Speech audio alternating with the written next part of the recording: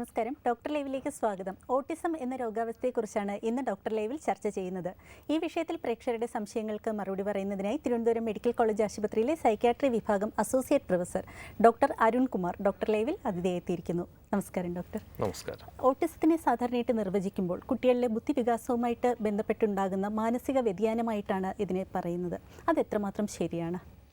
ഈ ഓട്ടിസം എന്ന വാക്ക് ആദ്യമായിട്ട് ഉപയോഗിച്ചത് 1943 അമേരിക്കയിലെ ജോൺ ഹോപ്കിൻസ് സർവകലാശാലയിലെ ഡോക്ടർ ലിയോ കാനർ എന്ന് പറയുന്ന ഒരു ശിശുരോഗ വിദഗ്ധനാണ്.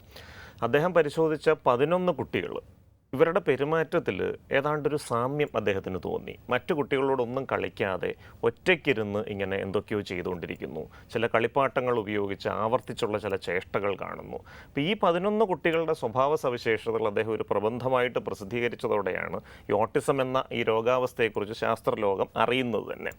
ഓട്ടിസത്തിൻ്റെ ഇന്നത്തെ നിർവചനം എന്ന് പറയുന്നത് തലച്ചോറിൻ്റെ വികസനത്തിലുണ്ടാകുന്ന ഒരു സ്ഥായിയായ വൈകല്യം, പെർവേസീവ് ഡെവലപ്മെൻ്റൽ ഡിസോർഡർ എന്ന് പറയുന്ന ആ ഒരു പട്ടികയിൽപ്പെടുന്നതാണ് ഓട്ടിസം.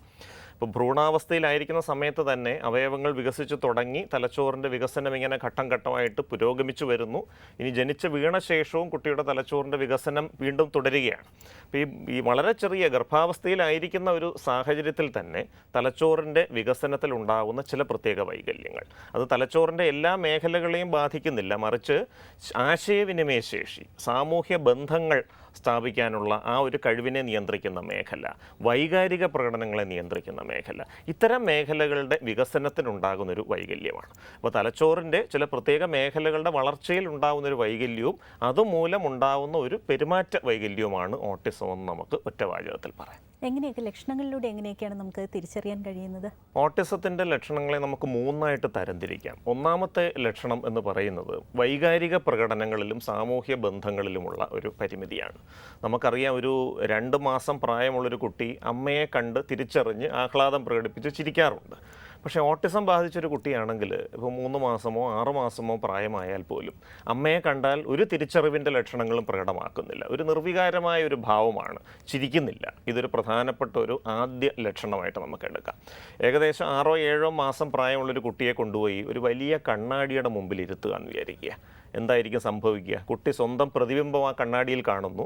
അതൊരു പ്രതിബിംബമാണെന്ന് തിരിച്ചറിയാനുള്ളൊരു ബോധം ആ കുട്ടിക്കില്ല. കുട്ടി നോക്കുമ്പോൾ മറ്റൊരു കുട്ടിയെ കാണുന്നു. അത് അങ്ങോട്ട് ചെന്ന് ആ കുട്ടിയെ ഒന്ന് സ്പർശിക്കാൻ ശ്രമിച്ചേക്കും. ഇതാണ് സാധാരണ കുട്ടികൾ ചെയ്യുന്നത്. പക്ഷേ ഓട്ടിസം ബാധിച്ചൊരു കുട്ടിയെ കൊണ്ടൊരു കണ്ണാടിയുടെ മുമ്പിൽ ഇരുത്തി നോക്കൂ. അവനിങ്ങനെ മുഖം കുനിച്ച് ആ പ്രതിബിംബത്തിലേക്ക് നോക്കാതെ ഒട്ടും താല്പര്യമില്ലാതെ ഇങ്ങനെ ഇരിക്കും. നമ്മളിതിങ്ങനെ താടി ഉയർത്തി അങ്ങോട്ട് നോക്കെന്ന് പറഞ്ഞാൽ പോലും അങ്ങോട്ട് നോക്കാൻ ഒരു താല്പര്യവുമില്ല എന്നുള്ളതാണ്. ഇപ്പോൾ ഈ ഓട്ടിസം നിർണ്ണയിക്കാൻ വേണ്ടി പ്രധാനപ്പെട്ട ചില അപകട ലക്ഷണങ്ങൾ പൊതുവേ തന്നെ പറയാറുള്ളത്, 1 വയസ്സ് പ്രായമായതിനു ശേഷവും വാക്കുകൾ പറയുന്നില്ല എന്ന് മാത്രമല്ല, കാര്യമായ ശബ്ദങ്ങൾ പോലും പുറപ്പെടുവിക്കുന്നില്ല. 1.5 വയസ്സ് പ്രായമായതിനു ശേഷം പോലും ഒരു തരത്തിലുള്ള ഇപ്പം അമ്മ, അച്ഛ തുടങ്ങിയ ഒറ്റ വാക്കുകൾ പോലും പറയുന്നില്ല. 2 വയസ്സ് പ്രായമായതിനു ശേഷം പോലും 2 വാക്കുകൾ ചേർന്ന ചില വാക്കുകളൊക്കെ, ആ ഒരു ചില സംഭാഷണങ്ങളൊക്കെ ആ പ്രായത്തിൽ നടത്തേണ്ടതാണ്. ഇങ്ങു വാ, അങ്ങനത്തെ സംഗതികൾ അതുപോലും 2 വയസ്സ് പ്രായമായിട്ടും പറയുന്നില്ല. 1 വയസ്സ് പ്രായമായതിനു ശേഷവും കൈകൾ കൊണ്ട് ആംഗ്യങ്ങൾ കാണിക്കുന്നു, ആളുകളെ മാടി വിളിക്കുക, ചേഷ്ടകൾ കാണിക്കുക, ഇതൊന്നും സംഭവിക്കുന്നില്ല. ഇതൊക്കെ ഓട്ടിസത്തിൻ്റെ ചില സൂചനകളായിട്ട് നമുക്ക് എടുക്കാം. ഇതിൻ്റെയൊക്കെ അർത്ഥം ഈ പ്രായമായിട്ടും ഈ പറഞ്ഞ നാഴികക്കല്ലുകൾ വികസിച്ചിട്ടില്ലെങ്കിൽ ആശയവിനിമയത്തിലൊരു വലിയ ഒരു വൈകല്യമുണ്ട്, വൈകാരിക പ്രകടനങ്ങളിൽ വൈകല്യമുണ്ട്. രണ്ടാമത്തെ പ്രധാനപ്പെട്ട ലക്ഷണം എന്ന് പറയുന്നത് പദസമ്പത്ത്. വിശദാംശങ്ങളിലേക്ക് വരുന്നതിന് മുന്നേ നമുക്കൊരു ഫോൺ കോൾ ഉണ്ട്. ഹലോ, ഡോക്ടർ ലൈവാണ്. ആരാണ് വിളിക്കുന്നത്? മേഡം, ഞാൻ ചങ്ങനാശ്ശേരി എന്നാണ്. എൻ്റെ പേര് ഷിഫ എന്നാണ്. ഡോക്ടറിന്റെ ചോദിച്ചോളൂ. സാറേ, ഞങ്ങൾക്കൊരു മകളുണ്ട്. മോക്കിപ്പോ 10 വയസ്സായി. അവൾക്ക് എല്ലാം ഡിലേ ആയിരുന്നു. അവൾക്ക് ആദ്യം സംസാരമായിരുന്നു ഡിലേ, പിന്നെ നടത്തം, അങ്ങനെ ഇപ്പൊ ഓരോ സ്റ്റേജ് വെച്ച് ഡിലേ ആയി, ഓരോ സ്റ്റേജ് ഡിലേ ആയിരുന്നു. ഓരോന്ന് ഡെവലപ്പായി വരുമ്പോ വേറൊരു രീതിയിലാണ് അവർക്ക് ഷോ ആയി വരുക. ഇപ്പം മോളിപ്പം മൂന്നാം ക്ലാസ്സിലാണ് പഠിക്കുന്നത്. അപ്പം മോക്ക് ഇപ്പൊ സംസാരമൊക്കെ ഡെവലപ്പായി. ഇപ്പൊ മോളുടെ ഇളയതൊരു കുഞ്ഞുണ്ട്, അവനിപ്പോ 2 വയസ്സായി. അപ്പൊ അവൻ വന്നതിന് ഒത്തിരി സ്വഭാവത്തിനാണെങ്കിലും ഒത്തിരി മാറ്റമുണ്ട്. അപ്പൊ നമ്മളിങ്ങനെ കൂടുതലും ഞാനും മോള് മാത്രമേ ഉള്ളൂ. ഹസ്ബൻഡ് ഇവിടെ ഇല്ല, വെളിയിലായിരുന്നു. അപ്പൊ കൂടുതലും ഇങ്ങനെ ഒറ്റപ്പെട്ട ഒരു ജീവിതമായിരുന്നു കൊച്ചിലെ ചെറുപ്പത്തിലെ അവർക്ക് കൂടുതലും ഉണ്ടായിട്ടുള്ളത്. അപ്പൊ ഇപ്പൊ പിന്നെ നമുക്കിങ്ങനെ ഡിലേ പറ്റി നമുക്ക് അറിയത്തില്ലായിരുന്നു സാറേ ഇങ്ങനെ. പക്ഷെ നമുക്ക് പാരമ്പര്യമായിട്ടും അങ്ങനെ ഒന്നും ഇങ്ങനെ ഒരു പ്രശ്നം ഉണ്ടാകുന്നു നമുക്കറിയുന്ന കാര്യമല്ലായിരുന്നു.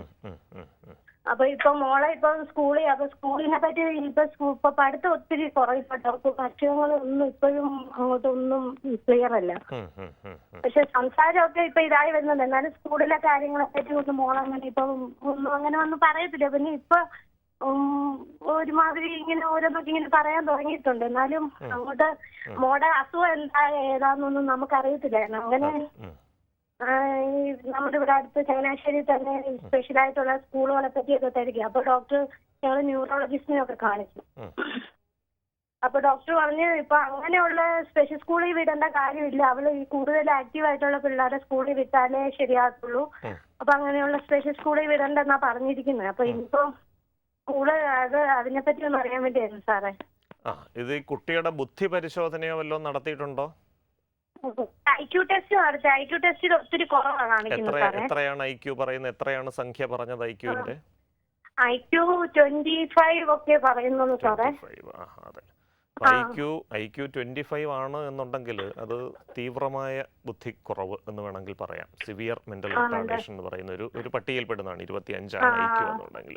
ഇവിടെ ഇപ്പൊ നമ്മൾ ചെയ്യേണ്ടതായിട്ടുള്ളത് ഇപ്പോൾ ഈ കുട്ടികളെ പരിശോധിക്കുന്ന ഒരു മാനസിക ആരോഗ്യ വിദഗ്ധനെ, ഒരു ചൈൽഡ് സൈക്യാട്രിസ്റ്റിനെ കണ്ടിട്ട് ഒരു സമഗ്രമായ ഒരു വിലയിരുത്തൽ നടത്തേണ്ടതുണ്ട്. രോഗനിർണയം നടത്തണം. ഞങ്ങൾ സൈക്കോളജിസ്റ്റിനെ കാണിച്ചു സാറേ. കോട്ടയം മന്ദിര ഹോസ്പിറ്റലിലെ സൈക്കോളജിസ്റ്റിനെ കാണിച്ചു. അല്ല, ഒരു ചൈൽഡ് സൈക്യാട്രിസ്റ്റ്, കുട്ടികളെ ചികിത്സിക്കുന്ന മാനസികാരോഗ്യ വിദഗ്ധൻ, അദ്ദേഹത്തെ ഒന്ന് കാണിച്ചിട്ട് ഈ ഒരു രോഗനിർണയം നടത്തുക എന്നുള്ളതാണ് ആദ്യത്തെ സ്റ്റെപ്പ്. ഈ രോഗനിർണയം എന്ന് പറയുമ്പോൾ ഇത് ഓട്ടിസമോ അങ്ങനെ എന്തെങ്കിലും ഘടകങ്ങളുണ്ടോ, അതോ ബുദ്ധി വളർച്ചക്കുറവ് മാത്രമാണോ, അല്ലെങ്കിൽ ബുദ്ധി വളർച്ചക്കുറവിൽ ലക്ഷണമായിട്ടുള്ള ചില രോഗാവസ്ഥകളുണ്ട്, അത്തരം മറ്റ് രോഗാവസ്ഥകളുടെ എന്തെങ്കിലും ഭാഗമാണോ ഇത്, അതാദ്യം നിർണ്ണയിക്കണം. അപ്പോൾ ഇതിൽ ചില ഹോർമോണുകളുടെ വ്യത്യാസം കൊണ്ട് പോലും ബുദ്ധി വളർച്ചക്കുറവ് വരാം. ഉദാഹരണത്തിന് തൈറോയിഡ് ഗ്രന്ഥിയിൽ നിന്നുള്ള തൈറോക്സിൻ എന്ന് പറയുന്ന ഹോർമോണിൻ്റെ അളവ് കുറഞ്ഞാൽ പോലും ചിലപ്പോൾ ബുദ്ധി വളർച്ചക്കുറവ് വരാം. അപ്പോൾ ഇത് ഏത് തരത്തിലുള്ള രോഗാവസ്ഥയാണെന്ന് ആദ്യം നിർണ്ണയിച്ചിട്ട് ചിലത് പരിഹരിക്കാൻ പറ്റുന്നതാണ്. ഉദാഹരണത്തിന് ഈ പറഞ്ഞ ഹൈപ്പോതൈറോയിഡിസം, തൈറോയിഡ് ഹോർമോണിൻ്റെ അളവ് കുറഞ്ഞത് മൂലം ഉണ്ടാകുന്നതാണെങ്കിൽ അത് ചികിത്സിച്ച് ഭേദപ്പെടുത്താവുന്നതാണ്. മറിച്ചുള്ള പല വിഭാഗങ്ങളും പൂർണ്ണമായിട്ട് ഭേദപ്പെടുത്താൻ പറ്റില്ല. പക്ഷേ എങ്കിൽ പോലും ഏതൊക്കെ മേഖലകളിലാണ് ഈ കുട്ടിക്ക് കഴിവുകളുള്ളത്, ഏതൊക്കെ മേഖലകളിലാണ് ഈ കുട്ടിക്ക് പരിമിതികളുള്ളതെന്ന് ആദ്യം ബോധ്യപ്പെടണം. ഏതെങ്കിലും കഴിവുകൾ, ഇപ്പോൾ പാട്ട് പാടാനായിരിക്കാം, അല്ലെങ്കിൽ ചിത്രം വരയ്ക്കാനായിരിക്കാം, അങ്ങനെ എന്തെങ്കിലും ഒരു കഴിവ് ഈ കുട്ടിക്കുണ്ടെങ്കിൽ ആ കഴിവിനെ പരമാവധി വളർത്താനും വികസിപ്പിക്കാനും അത് ഭാവിയിൽ ഒരു തൊഴിൽ മേഖലയായി മാറ്റാനും പറ്റുന്ന രീതിയിൽ ഈ കുട്ടിക്കൊരു ദിശാബോധം കൊടുക്കണം. രണ്ടാമത്തെ കാര്യം, ഈ സ്വന്തം കാലിൽ നിൽക്കേണ്ട ചില ആവശ്യകതകളുണ്ട്. ആളുകളോട് സംസാരിക്കുക, അല്ലെങ്കിൽ കുറച്ച് അടിസ്ഥാനപരമായിട്ടുള്ള ഗണിത ശാസ്ത്രം പോലെയുള്ള കാര്യങ്ങൾ, കുറച്ച് പൈസ എണ്ണി സാധനം വാങ്ങുക തുടങ്ങിയ കുറച്ച് കാര്യങ്ങളുണ്ടല്ലോ. അത്തരം കാര്യങ്ങളിൽ ആ അടിസ്ഥാന ശേഷികൾ എത്രത്തോളം പരിശീലിപ്പിക്കാം എന്നുള്ള പരിശീലനമാണ് അടുത്ത ഒരു ഘട്ടമായിട്ട് ചെയ്യേണ്ടത്. അപ്പോൾ ആ പരിശീലനം കൂടെ കൊടുത്തിട്ട് അവരെ കഴിയുന്നത്ര സ്വതന്ത്രമായി ജീവിക്കുന്ന ഒരവസ്ഥയിലേക്ക് എത്തിക്കുക എന്നുള്ളതാണ്.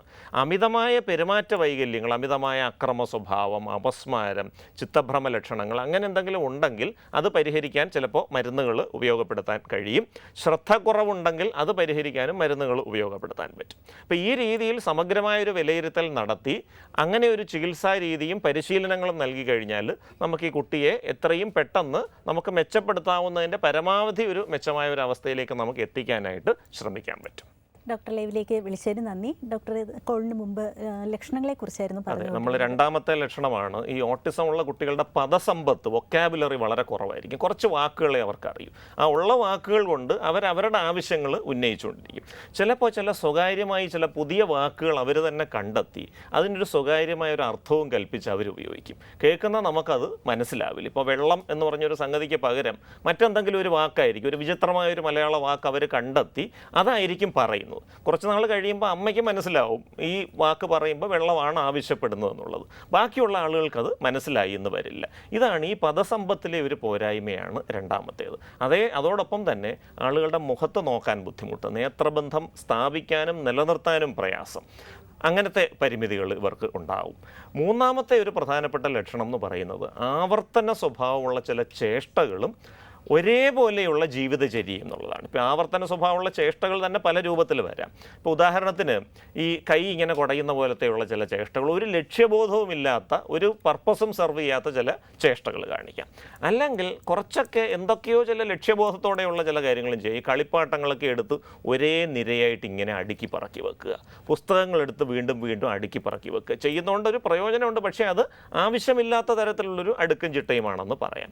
മൂന്നാമത്തേത്, ഇപ്പോൾ സാധാരണ ഒരു വയസ്സ് 2 വയസ്സ് പ്രായമുള്ളൊരു കുട്ടി വൈകുന്നേരം ആകുമ്പോൾ കുറച്ച് ബഹളമൊക്കെ വെക്കും. കാരണം സർക്യൂട്ടിന് പോകണം, കറങ്ങാനൊക്കെ ഇഷ്ടമാണ്, അമ്മയോ അച്ഛനോ എടുത്തുകൊണ്ട് വെളിയിലോട്ടൊക്കെ ഒന്ന് പോകണം. പക്ഷേ ഈ ഓട്ടിസം ബാധിച്ച ഒരു 2 വയസ്സുകാരനെ എടുത്തുകൊണ്ട് വെളിയിലോട്ട് പോകാൻ പോയാൽ അവൻ പ്രതിഷേധിക്കുക, അവന് താല്പര്യമില്ല. അവൻ ഒരേ സ്ഥലത്ത് തന്നെ ഇരുന്ന് ഒരേ തരം പ്രവൃത്തികൾ ചെയ്തുകൊണ്ടിരിക്കണം. ഇപ്പോൾ ഈ ഓട്ടിസം ബാധിച്ചൊരു കുട്ടിക്ക് പൊതുവേ പറയുന്നൊരു വിവരണം തന്നെ ഒറ്റയ്ക്കിരുന്ന് നിർജീവ വസ്തുക്കളുമായി കളിക്കുന്ന ഒരു കുട്ടി. ഒരു കളിപ്പാട്ടം കാണും, ആ കളിപ്പാട്ടം എടുത്ത് തറയിൽ അടിച്ചടിച്ച് ബഹളമുണ്ടാക്കി ആ ശബ്ദത്തിലേക്ക് പൂർണ്ണമായും കേന്ദ്രീകരിച്ചിരിക്കുന്ന ഒരു കുട്ടി. ചുറ്റും നടക്കുന്ന ഒരു കാര്യങ്ങളും അവൻ ശ്രദ്ധിക്കുന്നില്ല, മറ്റു കുട്ടികളുടെ മുഖത്തെ നോക്കുന്നില്ല, മറ്റു കുട്ടികളുമായി പോയി കളിക്കാനും താല്പര്യമില്ല. അപ്പോൾ ഇങ്ങനെ ഈ ഒറ്റപ്പെട്ട ഒരു അവസ്ഥ, ഈ ഓട്ടിസം എന്ന വാക്കിൻ്റെ അർത്ഥം തന്നെ ഒറ്റപ്പെടൽ എന്നാണ്. അപ്പോൾ ഒറ്റയ്ക്കിരിക്കാൻ താല്പര്യം, സ്ഥായിയായ ഒരേ രീതി, അതിപ്പോൾ വസ്ത്രം ധരിക്കുന്നതാണെങ്കിൽ പോലും ഒരു പ്രത്യേക ക്രമത്തിലായിരിക്കും ആ കുട്ടി ധരിക്കുന്നത്.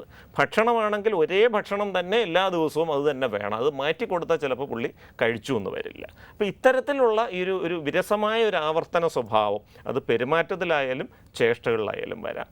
അപൂർവമായിട്ട് സ്വയം മുറിവേൽപ്പിക്കുന്ന ചില ശീലങ്ങളും ഈ ഓട്ടിസം ബാധിച്ച കുട്ടികൾക്ക് വരാം.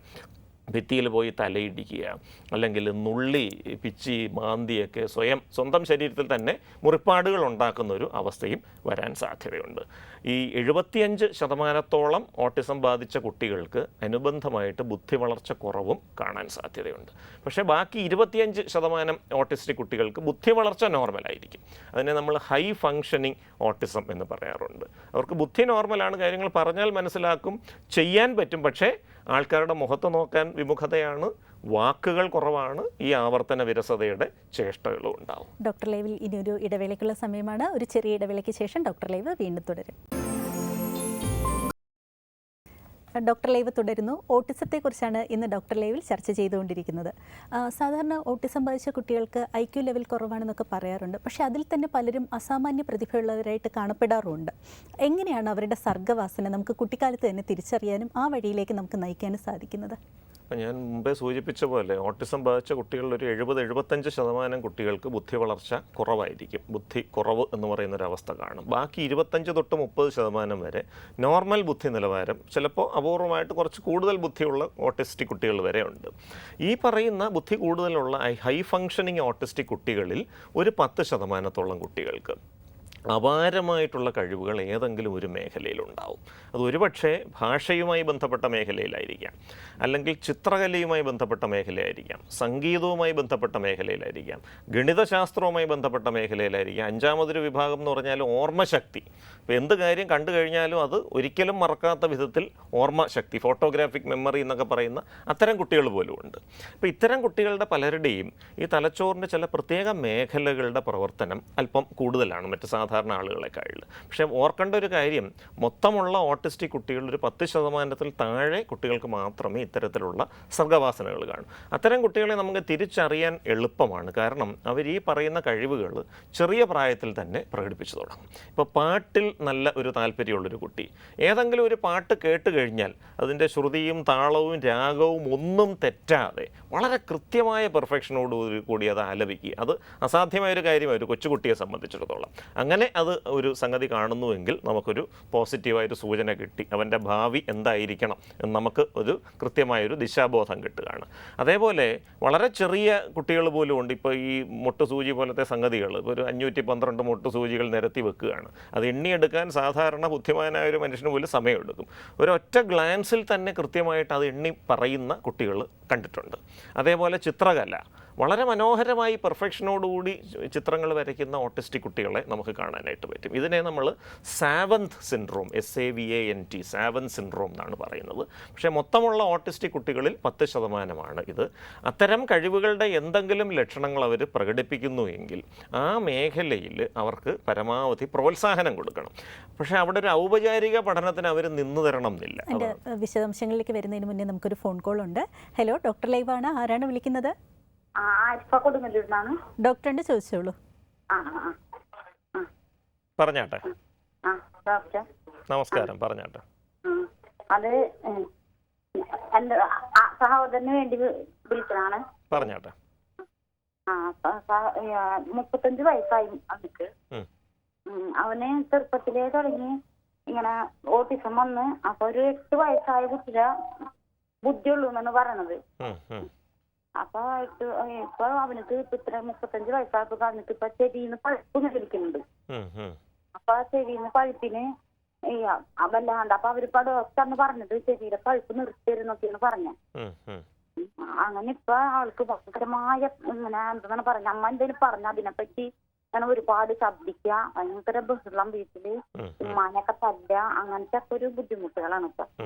അപ്പൊ അതിന് നമ്മ എന്തോ ഡോക്ടർ എന്താ ചെയ്യണത്? ഇപ്പോൾ ഓട്ടിസം ബാധിച്ച ഒരു വ്യക്തിക്ക് വന്ന പെരുമാറ്റ വൈകല്യങ്ങളെക്കുറിച്ചാണ് ചോദ്യം. ഇപ്പോൾ ഈ ഓട്ടിസം ബാധിച്ച വ്യക്തിക്ക് പലതരം പെരുമാറ്റ വൈകല്യങ്ങൾ വരാം. അതിലൊരു വിഭാഗം നമ്മൾ നേരത്തെ ചർച്ച ചെയ്തു, സ്വയം മുറിവേൽപ്പിക്കുന്ന ഒരു ശീലം. പക്ഷേ വളർന്നു വരുന്ന മുറയ്ക്ക് ഇപ്പോൾ കൗമാരപ്രായമൊക്കെ ആകുമ്പോൾ ഈ ഹോർമോണുകളുടെ വികാസം മറ്റേതൊരു വ്യക്തിയെയും പോലെ ഇവർക്കും സംഭവിക്കുന്നു.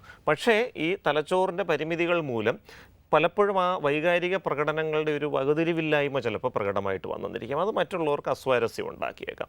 അമിത ദേഷ്യം വരുമ്പോൾ മറ്റുള്ളവരെ ഉപദ്രവിക്കുക, ഒച്ചയെടുത്ത് സംസാരിക്കുക, ഉറക്കക്കുറവ്, അപൂർവമായിട്ടെങ്കിലും ചില ചിത്തഭ്രമ ലക്ഷണങ്ങൾ, ചെവിയിൽ അശരീരികൾ മുഴങ്ങുന്ന പോലത്തെ സൗണ്ട് കേൾക്കുക, ആരൊക്കെയോ കൊല്ലാൻ വരുന്നു എന്നുള്ള മട്ടിലുള്ള മിഥ്യാവിശ്വാസങ്ങൾ തോന്നുക, ഇങ്ങനെയൊക്കെ ഇത്തരം വ്യക്തികളിൽ വരാം. അപ്പോൾ ഇവിടെയൊക്കെ നമ്മൾ ചെയ്യേണ്ടത്, ഇപ്പോൾ കൊച്ചു കുട്ടികൾക്കാണ് അത്തരത്തിലുള്ള ലക്ഷണങ്ങൾ വരുന്നതെങ്കിൽ ഈ കാര്യമായിട്ടുള്ള കായിക അധ്വാനത്തിനുള്ള ഒരു അവസരം കൊടുത്താൽ അവരുടെ ഈ അക്രമവാസന ഒരു പരിധി വരെ കുറയും. 2 മണിക്കൂറെങ്കിലും നന്നായി ഓടിക്കളിക്കാനുള്ളൊരു അവസരം കൊടുത്തു കഴിഞ്ഞാൽ തന്നെ ഈ അക്രമവാസനയും അക്രമത്തിൻ്റെ ഒരു തോതും കുറഞ്ഞു വരും. പക്ഷേ കുറച്ചുകൂടെ മുതിർന്നു കഴിഞ്ഞാൽ പിന്നെ അതിന് അവസരം കിട്ടിയെന്ന് വരില്ല. അത്തരം സന്ദർഭങ്ങളിൽ നമുക്ക് ചികിത്സയിലൂടെ ഈ പറഞ്ഞ അക്രമ സ്വഭാവങ്ങളെ നമുക്ക് നിയന്ത്രിക്കാം. പലപ്പോഴും തലച്ചോറിലെ ചില രാസവസ്തുക്കളുടെ അളവ് അമിതമായിട്ട് ഉൽപ്പാദിപ്പിക്കപ്പെടുമ്പോഴാണ് ഈ പറഞ്ഞ പോലത്തെ അക്രമവാസന പോലെയുള്ള ലക്ഷണങ്ങൾ കാണുന്നത്. അതിന് തീർച്ചയായിട്ടും ഒരു മാനസിക ആരോഗ്യ വിദഗ്ധനെ, ഒരു സൈക്യാട്രിസ്റ്റിനെ കാണിച്ച് ചികിത്സ എടുത്തു കഴിഞ്ഞാൽ ഈ തലച്ചോറിലെ ഈ രാസവസ്തുക്കളുടെ അളവ് കുറയ്ക്കാൻ സഹായിക്കുന്ന മരുന്നുകൾ ഇന്ന് ലഭ്യമായിട്ടുണ്ട്.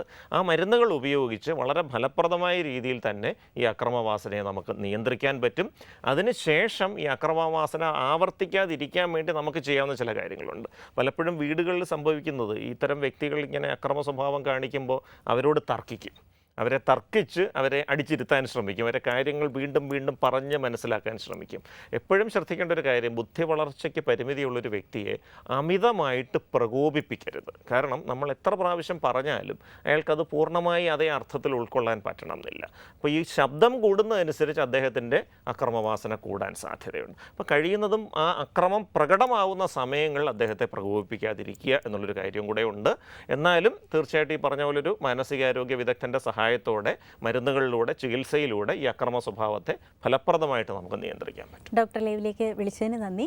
ഇത്തരം കുട്ടികൾക്ക് കണ്ടുവരുന്ന ഒരു പ്രശ്നം സമൂഹവുമായിട്ടുള്ള ഒരു ഇടപെടലിനുള്ള ബുദ്ധിമുട്ടാണ്. എങ്ങനെ നമുക്ക് അവരെ അതിന് പ്രാപ്തരാക്കാൻ കഴിയും? അപ്പോൾ ഇതിന് ഇവരുടെ സാമൂഹ്യ നൈപുണികൾ വികസിപ്പിക്കാൻ വേണ്ടിയിട്ട് സോഷ്യൽ സ്കിൽസ് ട്രെയിനിങ്, സാമൂഹ്യ നിപുണത വിദ്യാഭ്യാസം അല്ലെങ്കിൽ പരിശീലനം എന്ന് പറഞ്ഞൊരു സംഗതി തന്നെയുണ്ട്. അപ്പം അത് ഏറ്റവും ചെറിയ പ്രായത്തിൽ തുടങ്ങുന്നതാണ് ഏറ്റവും നല്ലതെന്നാണ് പറയുന്നത്. അതുകൊണ്ടാണ് നമ്മൾ ഈ വളരെ ചെറിയ 1 വയസ്സ് പ്രായമുള്ളപ്പോൾ തന്നെ ഇത്തരം ലക്ഷണങ്ങളുണ്ടെങ്കിൽ കണ്ടെത്തണം എന്ന് പറയുന്നത്. ഇപ്പോൾ ഉദാഹരണത്തിന്, മറ്റുള്ളവരുടെ മുഖത്ത് നോക്കാൻ വിമുഖത കാട്ടുന്നൊരു കുട്ടി, ആ കുട്ടിക്ക് നമുക്ക് ചെയ്യാവുന്ന ഒരു വളരെ ലളിതമായൊരു പരിശീലന മാതൃക ഞാനിപ്പോൾ പറയാം. കുട്ടിക്ക് വളരെ താല്പര്യമുള്ളൊരു ഭക്ഷ്യവസ്തു ഉണ്ടായേക്കാം, ഒരു മിഠായി പോലത്തെ സംഗതി.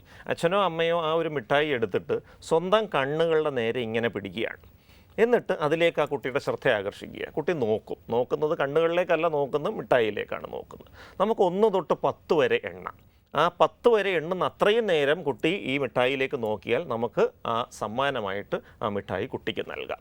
അപ്പം ഇങ്ങനെ ആ കുട്ടിയെ പരിശീലിപ്പിച്ചാൽ 10 സെക്കൻഡ് നേരം ഒരു ബിന്ദുവിലേക്ക് കേന്ദ്രീകരിക്കാനുള്ളൊരു കഴിവ് ആ കുട്ടിക്ക് വരുന്നു. ഒരാഴ്ച കഴിഞ്ഞ് ഈ 10 സെക്കൻഡ് 20 സെക്കൻഡ് ആക്കാം, പിന്നീട് 30 സെക്കൻഡ് ആക്കാം, സമയം കൂട്ടി വരാം. അപ്പം ശരിക്കും പറഞ്ഞാൽ ഇവിടെ മിഠായിയാണ് ഇരിക്കുന്നതെങ്കിലും ആ മിഠായി എടുത്ത് മാറ്റിക്കഴിഞ്ഞാൽ കണ്ണുകളാണ് ഇരിക്കുന്നത്. അപ്പം ഇങ്ങനെ ക്രമേണ ആ നേത്രബന്ധം സ്ഥാപിക്കാനും നിലനിർത്താനുമുള്ള ശേഷിയെ മെച്ചപ്പെടുത്തിക്കൊണ്ടുവരാം. രണ്ടാമത്തെ ഒരു സ്റ്റെപ്പ് സ്റ്റെപ്പ് എന്ന് പറയുന്നത് ഇത്തരം കുട്ടികളോട് സംസാരിക്കുമ്പോൾ ഒരിക്കലും അവരെ മടിയിലിരുത്തിയോ സൈഡിലിരുത്തിയോ സംസാരിക്കരുത്. അഭിമുഖമായിട്ടിരുത്തി തന്നെ വേണം സംസാരിക്കാൻ. മുഖത്തേക്ക് നോക്കി അവർ ഉന്നയിക്കുന്ന ആവശ്യങ്ങൾക്ക് മാത്രമേ പ്രതികരിക്കാവൂ. അവർ തറയിൽ നോക്കിയോ ആകാശത്തേക്ക് നോക്കിയോ ഉന്നയിക്കുന്ന ആവശ്യങ്ങളെ അങ്ങ് അവഗണിച്ചേക്കുക. മുഖത്ത് നോക്കി ഉന്നയിക്കുന്ന ആവശ്യങ്ങൾക്ക് ഉടനടി പ്രതികരിക്കുകയും ചെയ്യുക. അത് ഒരു റീഇൻഫോഴ്സ്മെൻ്റ് ആണ് മുഖത്ത് നോക്കി വീണ്ടും വീണ്ടും സംസാരിക്കാനായിട്ട്. പിന്നെ നാക്കുകളുടെ ചലനങ്ങൾ. ഇപ്പം നാക്ക് മേലെണ്ണാക്കിൽ സ്പർശിക്കുന്നതനുസരിച്ചിട്ടാണ് ഓരോ അക്ഷരത്തിൻ്റെ ഉച്ചാരണം വ്യത്യസ്തമാവുന്നത്. അപ്പോൾ ഈ നാക്കിൻ്റെ 4 ദിശയിലേക്കുള്ള ചലനങ്ങൾ നമുക്ക് പരിശീലിപ്പിക്കാം. മേലെണ്ണാക്കിൽ നാക്ക് സ്പർശിക്കുന്നതും ആ സ്പർശനത്തിലെ വ്യത്യാസം അനുസരിച്ച് ഷ, ഷ, റ, ള, ഴ ഇത്തരം അക്ഷരങ്ങളുടെ ആ ഉച്ചാരണത്തിലെ വ്യത്യാസവും ക്രമേണ പരിശീലിപ്പിക്കാനായിട്ട് പറ്റും. പക്ഷേ പലപ്പോഴും ഇതിനൊരു വലിയ വിലങ്ങുതടിയായി മാറുന്നത് ഈ ഓട്ടിസം ഉള്ള കുറച്ച് കുട്ടികൾക്കെങ്കിലും അനുബന്ധമായിട്ട് ശ്രദ്ധക്കുറവ് കാണും. ശ്രദ്ധക്കുറവും കുറച്ച് അമിത വികൃതി, പിരിപിരിപ്പ് ഒരു സ്ഥലത്ത് അടങ്ങിയിരിക്കത്തില്ല. അറ്റൻഷൻ ഡെഫിസിറ്റ് ഹൈപ്പർ ആക്ടിവിറ്റി ഡിസോർഡർ എന്ന് പറയും. അപ്പോൾ ഈ ശ്രദ്ധക്കുറവും പിരിപിരിപ്പും ഉണ്ടെങ്കിൽ അത്തരം കുട്ടികൾക്ക് സ്പീച്ച് തെറാപ്പി അടക്കമുള്ള പരിശീലനങ്ങളോട് സഹകരിക്കാൻ ബുദ്ധിമുട്ട് വരും. അപ്പോൾ അവിടെ ആദ്യം ആ അറ്റൻഷൻ ഡെഫിസിറ്റിനെ ചികിത്സയിലൂടെ നിയന്ത്രിച്ച ശേഷം പിന്നീട് പരിശീലനം കൊടുക്കുന്നതായിരിക്കും കൂടുതൽ ഫലപ്രദം. ഒരു ഇടവേളയ്ക്കുള്ള സമയമാണ്. ഡോക്ടർ ലൈവിൽ ഒരു ചെറിയ ഇടവേള. ഡോക്ടർ ലൈവ് തുടരുന്നു. ഓട്ടിസം എന്ന രോഗാവസ്ഥയെക്കുറിച്ചാണ് ഇന്ന് ഡോക്ടർ ലൈവിൽ ചർച്ച ചെയ്തുകൊണ്ടിരിക്കുന്നത്. ഓട്ടിസം ബാധിച്ച കുട്ടികൾക്ക് കണ്ടുവരുന്ന ആരോഗ്യ പ്രശ്നങ്ങൾ എന്തൊക്കെയാണ്? ഓട്ടിസം ബാധിച്ച കുട്ടികളിൽ നമ്മൾ മുൻപേ സൂചിപ്പിച്ച പോലെ ബുദ്ധിവളർച്ച കുറവ് ഒരു 70-75% കുട്ടികൾക്ക് കാണാം. രണ്ടാമത്തെ പ്രധാനപ്പെട്ട ഒരു ആരോഗ്യ പ്രശ്നമാണ് ഈ ശ്രദ്ധക്കുറവും പിരിവിരിപ്പും, അറ്റൻഷൻ ഡെഫിസിറ്റ് ഹൈപ്പർ ആക്ടിവിറ്റി. ഒരു സ്ഥലത്ത് അടങ്ങിയിരിക്കാൻ ബുദ്ധിമുട്ട് കാണും, ഒരു സംഗതിയിലേക്ക് ശ്രദ്ധ കേന്ദ്രീകരിക്കാൻ പ്രയാസം കാണും, പെട്ടെന്ന് ദേഷ്യമുണ്ടാവും. അത് പലപ്പോഴും ഈ തലച്ചോറിൻ്റെ ഇടതുഭാഗവും വലതുഭാഗവും തമ്മിലുള്ള ഏകോപനം കുറയുന്നതിൻ്റെ ഭാഗമായിട്ടാണ് വരുന്നത്. അപൂർവം കുറച്ച് ഓട്ടിസം ബാധിച്ച കുട്ടികൾക്ക് ചിത്തഭ്രമത്തിൻ്റെ ലക്ഷണങ്ങൾ കാണാം. ചിത്തഭ്രമം എന്ന് പറയുമ്പോഴത്തേക്ക് ചെവിയിൽ ആരൊക്കെയോ സംസാരിക്കുന്ന തരം അശരീരി ശബ്ദങ്ങൾ മുഴങ്ങുക, ആരൊക്കെയോ ഉപദ്രവിക്കാൻ വരുന്നു എന്നുള്ള തരത്തിലുള്ള മിഥ്യ വിശ്വാസങ്ങൾ തോന്നുക. അപ്പോൾ ഇത് പലപ്പോഴും അവരെ അക്രമാസക്തരാക്കി മാറ്റിയേക്കാം. അപസ്മാരം ഓട്ടിസം ബാധിച്ച കുട്ടികളിൽ കാണുന്ന ഒരു ആരോഗ്യ പ്രശ്നമാണ്. അത് പലതരത്തിലുള്ള അപസ്മാരങ്ങളുണ്ട്. ഇപ്പോൾ അപസ്മാരം എന്ന വാക്ക് കേൾക്കുമ്പോൾ പൊതുവേ കയ്യും കാലും ഒക്കെ ഇട്ട് അടിച്ച് വായിൽ നിന്ന് ഒരേം പതയും വരുന്ന തരം അപസ്മാരമാണ് എല്ലാവർക്കും പരിചയമുള്ളത്. അത് ഒരു തരത്തിലുള്ള അപസ്മാരം മാത്രമാണ്. പെരുമാറ്റ വ്യത്യാസങ്ങളുടെ രൂപത്തിലും അപസ്മാരം വരാം, കോംപ്ലക്സ് പാർഷ്യൽ സീഷർ എന്ന് പറഞ്ഞ്. അപ്പോൾ അത് പലപ്പോഴും പെട്ടെന്ന് ചുരുങ്ങിയ സെക്കൻഡുകൾ നീണ്ടു നിൽക്കുന്ന ഒരു പെരുമാറ്റ വ്യത്യാസം. ചിലപ്പോൾ അമിത ദേഷ്യമായിട്ടായിരിക്കാം, ഇറങ്ങി ഓടുന്നത് പോലെ ആയിരിക്കാം, തറയിൽ കിടന്ന് ഉരുളുന്ന രീതിയിലായിരിക്കാം. ഏതാനും സെക്കൻഡുകൾ, ചിലപ്പോൾ 1 മിനിറ്റ് നേരം അല്ലെ 2 മിനിറ്റ്, അതിൽ കൂടുതൽ അത് നീണ്ടു നിൽക്കുകയില്ല. അത് കഴിഞ്ഞ ശേഷം ആ സമയത്ത് നടന്ന കാര്യങ്ങളെക്കുറിച്ച് ആ കുട്ടിക്ക് ഓർമ്മ കാണണമെന്നില്ല. അപ്പോൾ പലപ്പോഴും ഇങ്ങനെ അപ്രതീക്ഷിതമായി ഒരു പ്രകോപനവും ഇല്ലാതെ വരുന്ന ഈ പെരുമാറ്റ വൈകല്യങ്ങൾ ചിലപ്പോൾ അപസ്മാരത്തിൻ്റെ ഭാഗമായിട്ട് വരുന്നതായിരിക്കാനും സാധ്യതയുണ്ട്. പലപ്പോഴും ഈ ഓട്ടിസം ബാധിച്ച കുട്ടികൾക്ക് സ്വന്തം കാര്യം നോക്കാനുള്ള കഴിവ് കുറവായിരിക്കാം. അത് പലപ്പോഴും പലതരം അസുഖങ്ങൾക്ക്, ശാരീരിക അസുഖങ്ങൾക്ക് കാരണമാവും. മുമ്പേ ഒരു ചോദ്യത്തിൽ തന്നെ ചെവിയിൽ നിന്ന് പഴുപ്പ് വരുന്നു എന്നൊരു സംഗതി. ഇപ്പോൾ ചെവിയിൽ ചൊറിച്ചിലുണ്ടാകുന്ന സമയത്ത് ഒരു ഈർക്കിലോ വല്ലതും എടുത്ത് ചെവിയിൽ ഇങ്ങനെ ചുഴറ്റുക എന്നുള്ളത് ചിലപ്പോൾ ഇത്തരം വ്യക്തികൾ ചെയ്തു പോകാം. അതവരുടെ ചൊറിച്ചിൽ ഇല്ലാതാക്കാൻ അവർ ചെയ്യുന്നൊരു സംഗതിയാണ്. സ്വാഭാവികമായും അത് ചെവിയിൽ അണുബാധയ്ക്ക് കാരണമാകാം. മൂക്കിനകത്ത് വിരലുകളോ മറ്റെന്തെങ്കിലും കയറ്റുക, അത്തരത്തിലുള്ള പലതരത്തിലുള്ള സംഗതികളും ഈ ശരീരത്തിൽ അണുബാധയും മുറിവുകളും ഉണ്ടാക്കാനുള്ളൊരു സാധ്യതയുണ്ട്. ഇപ്പോൾ ഈ കൃത്യസമയത്ത് ഭക്ഷണം കഴിക്കാൻ ചിലപ്പോൾ ഇവർക്ക് വിമുഖത കാണും. ഇവർക്ക് തോന്നുന്ന സമയത്ത് മാത്രമേ കഴിക്കൂ, ഇവരാഗ്രഹിക്കുന്ന സംഗതികൾ മാത്രമേ കഴിക്കൂ. അല്ലാതെ വീട്ടിൽ എന്നും വെക്കുന്ന ഭക്ഷ്യവസ്തുക്കൾ അവർ കഴിച്ചു കൊള്ളണമെന്നില്ല.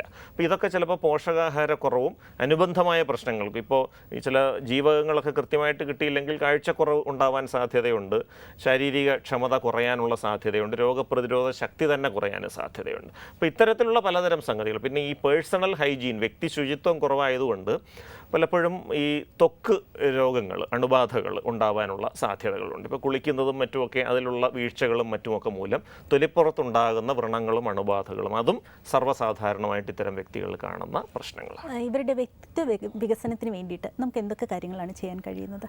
ഇതിൽ മാതാപിതാക്കൾ ശ്രദ്ധിക്കേണ്ട പ്രധാന കാര്യം, ഒരു ഓട്ടിസ്റ്റിക് കുട്ടി ജനിച്ചാൽ ഇത് എന്തുകൊണ്ടുണ്ടായി, ഇത് എൻ്റെ കുഴപ്പം കൊണ്ടാണോ നിൻ്റെ കുഴപ്പം കൊണ്ടാണോ, അങ്ങനെയൊരു സംവാദമാണ് പലപ്പോഴും വീടുകളിൽ കാണുന്നത്. അത് ഈ അച്ഛൻ്റെ അമ്മയുടെയും ബന്ധുക്കൾ കൂടെ അതിനകത്ത് ചേർന്ന് അതിനെ ഒരു സങ്കീർണമായ അവസ്ഥയിലേക്കാക്കും. അപ്പോൾ ഒരിക്കലും നമ്മൾ എന്തുകൊണ്ടുണ്ടായി എന്നുള്ള രീതിയിൽ ചർച്ച ചെയ്യേണ്ട. ഒരു കുട്ടി ഉണ്ടായി കഴിഞ്ഞാൽ, അതിന് ഓട്ടിസം ഉണ്ട് എങ്കിൽ നമുക്ക് എന്ത് ചെയ്യാൻ പറ്റും ഈ കുട്ടിയുടെ ജീവിതം മെച്ചപ്പെടുത്താൻ, അതായിരിക്കണം ചിന്ത. അപ്പോൾ അച്ഛനായാലും അമ്മയായാലും പരമാവധി ഈ കുട്ടിയെ സാമൂഹ്യ സാഹചര്യങ്ങളിൽ ഇടപെടാനുള്ള അവസരം ഉണ്ടാക്കണം. കുട്ടിക്ക് വിമുഖത ഉണ്ടാവും എങ്കിൽ പോലും സമപ്രായക്കാരെ കുട്ടികളുടെ അടുത്തേക്ക് കൊണ്ടുപോവുക, കളിക്കാൻ അവസരം കൊടുക്കുക, അച്ഛനോ അമ്മയോ കുട്ടിയുടെ കൂടെ ഇരുന്ന് കളിക്കാൻ പരമാവധി സമയം കണ്ടെത്തുക. ഇതൊക്കെ ചെറിയ ചെറിയ സ്റ്റെപ്സാണ്. മുൻപേ സൂചിപ്പിച്ചതുപോലെ ഈ നേത്രബന്ധം മെച്ചപ്പെടുത്താനും നാക്കുകളുടെ ചലനങ്ങൾ വഴി അക്ഷരത്തിൻ്റെ ഉച്ചാരണം മെച്ചപ്പെടുത്താനുമുള്ള പരിശീലനങ്ങൾ വീട്ടിൽ വെച്ച് തന്നെ കൊടുക്കാം. ഒരു പരിശീലനം സിദ്ധിച്ച ഒരു പരിശീലകൻ്റെ അടുത്ത് നിന്ന് ഈ കുട്ടിക്ക് കൊടുക്കേണ്ട പരിശീലനങ്ങൾ മനസ്സിലാക്കി വീട്ടിൽ വെച്ച് തന്നെ ആ പരിശീലനങ്ങൾ കൊടുക്കുക എന്നുള്ളതാണ് അച്ഛനും അമ്മയും ചെയ്യേണ്ട പ്രധാനപ്പെട്ട കാര്യം. അല്ലാതെ എല്ലാ ദിവസവും കൊണ്ടുപോയി ഏതെങ്കിലും ഒരു കേന്ദ്രത്തിൽ കൊണ്ടുപോയി തെറാപ്പി കൊടുക്കുക എന്നുള്ളതിനേക്കാൾ കൂടുതൽ അച്ഛനും അമ്മയും തെറാപ്പിസ്റ്റായിട്ട് മാറണം, ചികിത്സകരായി മാറണം. എന്നിട്ട് നിത്യേന എല്ലാ ദിവസവും നിശ്ചിത സമയം ആ തെറാപ്പിസ്റ്റ് പഠിപ്പിച്ചു കൊടുത്തിരിക്കുന്ന രീതിയിലുള്ള പരിശീലനങ്ങൾ കുട്ടിക്ക് കൊടുത്തു കഴിഞ്ഞാൽ ആ മാറ്റം നേരിട്ട് കണ്ട് മനസ്സിലാക്കാനും പറ്റും. ആ മാറ്റം വരുന്നതനുസരിച്ച് പിന്നീട് പരിശീലനങ്ങളിൽ മെച്ചപ്പെടുത്തൽ വരുത്താനും. പിന്നെ വരുന്ന ഒരു സംശയം, സാധാരണ സ്കൂളിലാണോ ഇവരെ അയക്കേണ്ടത്, അതേ സ്പെഷ്യൽ സ്കൂളിലാണോ അയക്കേണ്ടത് എന്നുള്ളൊരു സംശയം എപ്പോഴും മാതാപിതാക്കൾക്ക് ഉണ്ടാകാറുണ്ട്. ഏതാണ് നല്ലത്? കഴിയുന്നതും സാധാരണ സ്കൂളിൽ വിടുന്നതാണ് നല്ലത്. കാരണം ഈ സ്പെഷ്യൽ സ്കൂളുകളിൽ പലപ്പോഴും തീവ്രമായ ബുദ്ധിക്കുറവുള്ള കുട്ടികൾ കാണും. അവർ ചിലപ്പോൾ ഭിത്തിയിൽ പോയി തലയിടിക്കുക, കൈ കടിച്ചു പറിക്കുക, അത്തരത്തിലുള്ള പല ശീലങ്ങളും കാണിക്കും. അപ്പോൾ ഈ കുട്ടികൾ അത് കണ്ടത് അനുകരിക്കാനുള്ളൊരു സാധ്യത പ്രധാനപ്പെട്ടൊരു വിഷയമാണ്. അതുകൊണ്ട് തന്നെ കഴിയുന്നതും സാധാരണ സ്കൂളിൽ തന്നെ ഇവരെ ഉൾപ്പെടുത്തുക. ഒട്ടും നിവർത്തിയില്ല, ഒരു സാധാരണ സ്കൂളിന് കൈകാര്യം ചെയ്യാൻ പറ്റാത്ത വിധമുള്ള പെരുമാറ്റ വൈകല്യങ്ങൾ ഉണ്ടെങ്കിൽ മാത്രം സ്പെഷ്യൽ സ്കൂളിലേക്ക് മാറ്റുക. ഡോക്ടർ ലൈവിൻ്റെ സമയം ഇന്നിവിടെ പൂർണ്ണമാവുകയാണ്. ഓട്ടിസം എന്ന രോഗാവസ്ഥയെക്കുറിച്ചാണ് ഇന്ന് ഡോക്ടർ ലൈവിൽ ചർച്ച ചെയ്തത്. ഈ വിഷയത്തിൽ പ്രേക്ഷകരോട് സംസാരിച്ചത് തിരുവനന്തപുരം മെഡിക്കൽ കോളേജ് ആശുപത്രിയിലെ സൈക്യാട്രി വിഭാഗം അസോസിയേറ്റ് പ്രൊഫസർ ഡോക്ടർ അരുൺകുമാറാണ്. നന്ദി, നമസ്കാരം.